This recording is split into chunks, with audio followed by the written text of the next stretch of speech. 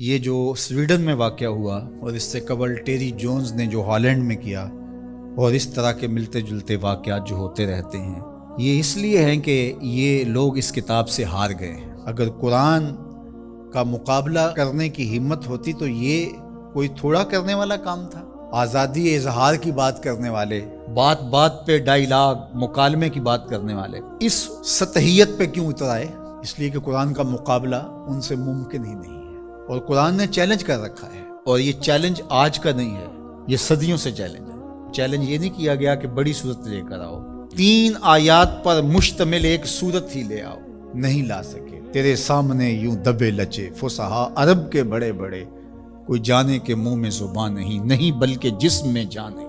جب قرآن کا چیلنج قرآن میں موجود ہے اور وہ اس محدود زمانے کے لیے نہیں تھا، قیامت تک ہے کہ صرف 3 آیتیں لے آؤ اس قرآن کے مقابلے میں اور سب جمع ہو جاؤ، وقت بھی جتنا مانگتے ہو، قیامت تک تمہارے پاس وقت ہے۔ تو اگر یہ کام نہیں کر پا رہے اور کتاب رحمت قرآن مجید کے نسخے کو توہین کا نشانہ بناتے ہیں، تو اس کا مطلب سیدھا سیدھا یہ ہے کہ یہ شکست خوردہ لوگ ہیں۔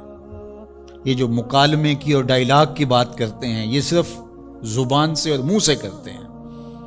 آزادی اظہار کی بات کرتے ہیں تو 1450 سال قبل کی کتاب کو برداشت نہیں کر رہے، تو آزادی اظہار کس کا نام ہے پھر تمہارا؟ تو یہ شکست خوردہ لوگ ہیں، قرآن سے شکست کھا گئے، اور انہوں نے ان اپنی حرکتوں سے بتایا ہے کہ ہم قرآن کا مقابلہ نہیں کر سکتے۔ جب دلیلیں ختم ہو تو گالیاں دی جاتی ہیں، جب بات کرنا نہ آئے تو گریبان کو کوئی پکڑتا ہے۔ تو قرآن مجید کے ساتھ اہانت امیز سلوک اس بات کی دلیل ہے کہ آج دنیا قرآن کا مقابلہ کرنے سے قاصر ہے، جس طرح ماضی میں قاصر تھی، اور قیامت تک اس کا معاوضہ ممکن نہیں ہے۔ اور جب معاوضہ ممکن نہیں ہوگا تو اوچی ہتھ کنڈے ہوں گے اور اس طرح کی نیچ حرکتیں ہوں گی۔ لوگوں نے لوگوں کے ساتھ لڑائیاں کیا، بھلا کسی نے کتابوں کو بھی جلایا ہے؟ کسی نے کتابوں کی بھی بے حرمتی کی ہے؟ کبھی ایسا بھی ہوا ہے؟ اور آج جو مغرب کے قصیدے پڑھتے پھرتے ہیں، یہ ان مکروہ چہروں کو دیکھیں۔ تو آئیے میں اور آپ اس کتاب سے جڑ کر کے اپنی زندگی کو ان بلندیوں پر لے جائیں کہ پھر ہماری گرد راہ کو بھی کوئی چھو نہ سکے۔ لیکن افسوس یہ کہ یہ چیزیں ہمیں بیدار کرنے کی بجائے، یہ چیزیں ہمیں کھڑا کرنے کی بجائے، کتاب کے ساتھ جوڑنے کی بجائے، الٹا جو ہے وہ ہمارا غیظ و غضب اپنے اوپر ہی برستا ہے، اور پھر ہم جو ہے وہ دوبارہ وہیں بیٹھ جاتے ہیں جہاں ہم تھے، اور 1 انچ بھی آگے بڑھنے کے ہم کوشش نہیں کرتے۔ یہ واقعات امتوں کو کھڑا کر دیتے ہیں۔ آپ تاریخ پڑھیں، چھوٹے چھوٹے واقعات سے قومیں کھڑی ہو جاتی ہیں، لیکن قوم ہو تو کھڑی ہوگی نا، اور جب قوم ہی نہیں ہوگی تو قیامت بھی ٹوٹ جائے تو کوئی فرق نہیں پڑتا۔ اقبال نے کہا تھا، جس سے تعمیر ہو آدم کی، یہ وہ گل ہی نہیں۔ اس مٹی سے پھر کچھ بھی نہیں بنے گا، یہ مٹی کی مٹی رہے گی، تودا رہے گا ریت کا، کچھ بھی نہیں بنے گا۔ قیامتیں گزر جائیں تو کچھ نہیں ہوتا۔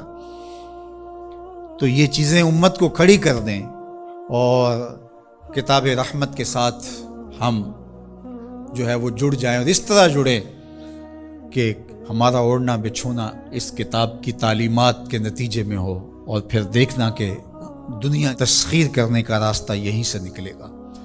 اللہ جل شانہ ہمیں ہمت عطا فرمائے۔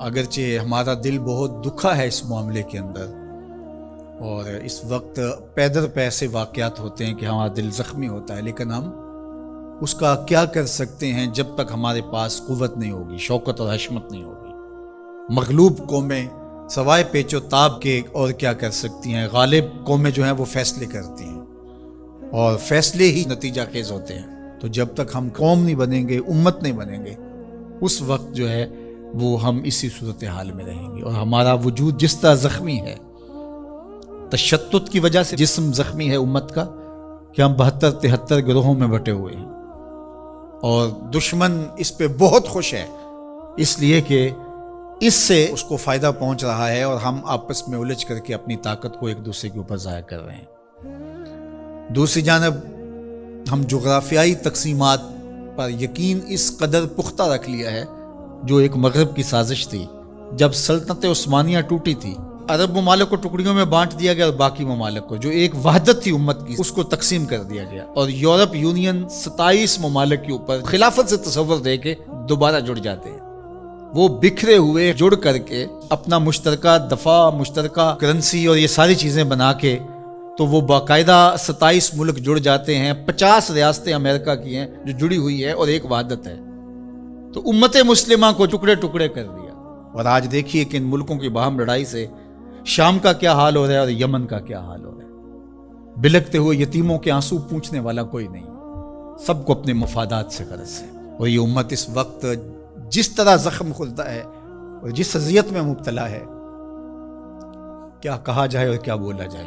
ہمارا دیش تو اسلام تھا، چاہے کسی بھی خطے میں رہنے والے ہوں، کسی بھی گوشے کے بسنے والے ہوں، لیکن ہماری شناخت علاقے بن گئے، جغرافیہ بن گیا، جبکہ ہماری شناخت علاقے اور جغرافیہ نہیں تھا، ہماری شناخت دین تھا۔ ہم سب سے پہلے مسلمان تھے۔